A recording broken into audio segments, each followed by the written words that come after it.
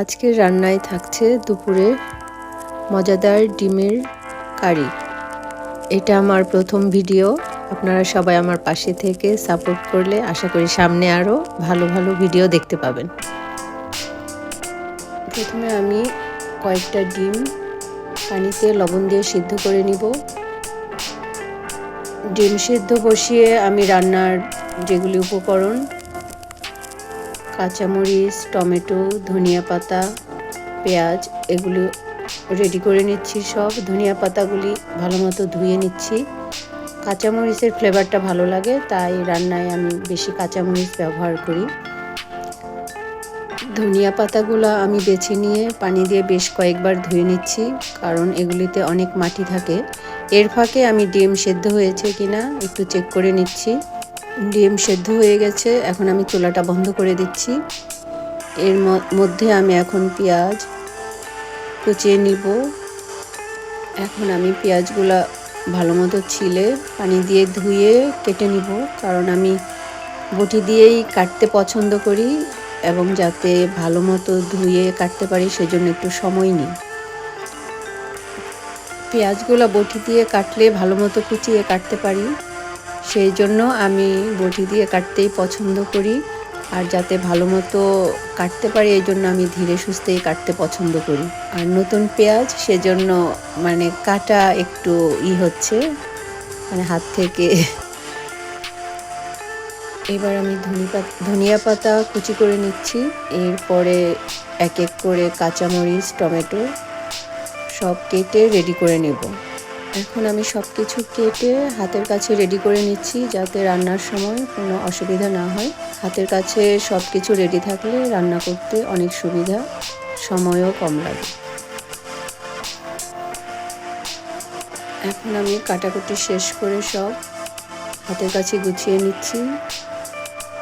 তারপর ডিমগুলি চুলা থেকে নামিয়ে পানি ফেলে দিয়ে ঠান্ডা করে নিব একটু, তারপরে এগুলি ছুলে নিচ্ছি। এবার আমি ডিমগুলি একটা পাত্রে রেখে লবণ হলুদ দিয়ে মাখিয়ে নিব, যাতে ভালো মতো ভাজা হয়। ডিমগুলি আমি নুন হলুদ দিয়ে ভালো মতো ভেজে নিব, কারণ রান্নার সময় যাতে কোনো গন্ধ না লাগে। আর ভেজে নিলে রান্নাটা দেখতেও যেরকম ভালো লাগে, খাওয়ার সময় খেতেও ভালো সুস্বাদু হয়। লবণ হলুদ দিয়ে ডিমগুলি মাখিয়ে নেওয়ার আগে আমি বটি দিয়ে ডিমগুলি কেটে নিয়েছি, কারণ তেলে দিলে ডিমগুলি ছিটে। এখন ডিমগুলি ভালো মতো তেলে আমি ভেজে নিচ্ছি। এপিট ওপিট ভালো মতো ভাজা হলে আমি তেল থেকে ডিমগুলি উঠিয়ে নেব। ডিম পুষ্টিগুণে ভরপুর, তাই আমাদের প্রতিদিনই ডিম খাদ্য তালিকায় রাখা উচিত। তো যেহেতু আমরা সকালের নাস্তায় হয়তো অনেকে ডিম খেতে পছন্দ করি না, তাই মাঝে মধ্যে রান্না করেও খাওয়া যায়। আর আমাদের বাসায় ডিমের এই কারিটা মোটামুটি সবাই পছন্দ করে। এখন ডিম ভেজে তুলে নিয়েছি, ওই তেলের মধ্যেই আমি বেশ খানিকটা পেঁয়াজ দিয়ে দিলাম। পেঁয়াজ দিয়ে পেঁয়াজের মধ্যে একটু লবণ দিয়ে দিয়েছি, যাতে পেঁয়াজটা তাড়াতাড়ি একটু নরম হয়। আর ডিমের এই কারিতে পেঁয়াজ একটু বেশি দিলে খেতে ভালো লাগে, আর আমি পেঁয়াজটা তরকারিতে সবসময় একটু বেশি দিয়ে থাকি। তো এটার মধ্যে পেঁয়াজ দিয়ে রান্না করলেই বেশি ভালো লাগে। তো এরপর একে একে আমি সমস্ত রকমের মশলা যা যা প্রতিদিন ব্যবহার করি, লবণ হলুদ মরিচ ধনিয়া জিরার গুঁড়া দিয়ে একটু নাড়াচাড়া করে মিশিয়ে নিচ্ছি। এরপর পানি দিয়ে আর একটু ভালো মতো মিশিয়ে নিচ্ছি, যাতে পোড়া না লেগে যায়। এখন আমি মশলাটা ভালো মতো বেশ খানিকক্ষণ কষিয়ে নেব। এর মধ্যে আমি টমেটো দিয়ে দিলাম। টমেটো দিয়ে আরও বেশ খানিকক্ষণ নাড়াচাড়া করে ভালো মতো মশলার সাথে মিশিয়ে নিচ্ছি, যাতে টমেটোটা সেদ্ধ হয় আর ভালো মতো মশলার সাথে মিশে যায়।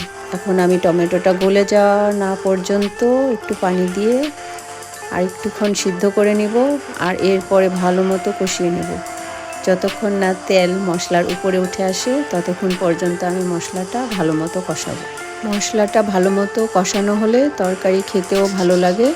যত বেশি কষানো হবে ততই বেশি মজা। এর মধ্যে আমার মশলা কষানো হয়ে গেল, আমি ডিমগুলি দিয়ে দিয়েছি। এবার ডিম দিয়ে আমি একটু নাড়াচাড়া করে কাঁচামরিচ আর ধনিয়া পাতা দিয়ে মিশিয়ে নিলাম। এর মধ্যে আমার রান্নাটাও কমপ্লিট হয়ে গেছে। এখন আমি একটি পাত্রে নামিয়ে গরম গরম পরিবেশন করব।